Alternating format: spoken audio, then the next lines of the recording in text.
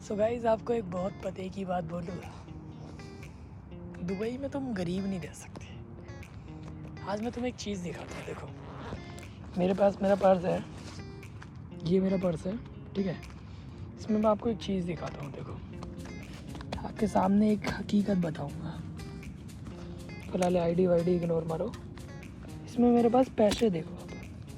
पैसे अगर देखा जाए 1 2 3 4 5 में भी ये हैं करीबन 750-800 दिरहम के आसपास, जो कि दुबई की करेंसी है, ठीक है।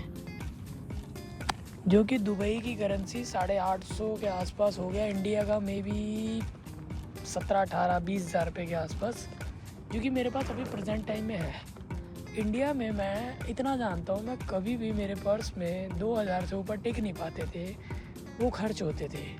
पहली बात तो कभी रहे भी नहीं थे, ये रियलिटी है गाइस। बट दुबई में ऐसा नहीं है कि मेरी सैलरी आई है गाइस, नहीं। और सैलरी मेरी मे भी जब भी आएगी तो वो लाख प्लस भी हो सकता है ये। बट मैं जानता हूँ अभी मेरी कोई सैलरी नहीं आई, मैं आपको रियलिटी बता रहा हूँ। अब मेरे को पता है बहुत से लोग ये सोचेंगे कि भाई तेरे को COD वगैरह मिली होगी इस काम में। चलो मैं तुम्हें इसका भी सच बताता हूँ। देखो लो, इसका भी तुम्हें मैं सच दूंगा यार, बिना सच के बात नहीं बनेगी।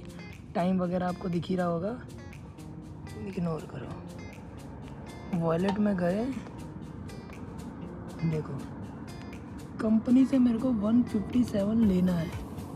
157 अभी मेरे को कंपनी से लेना है, 157 दिरहम, समझ रहे हो। तो ये मत समझना कि मेरे को हो ये पैसा कहीं से मिल रहा है या जो भी है कंपनी का COD है, नहीं।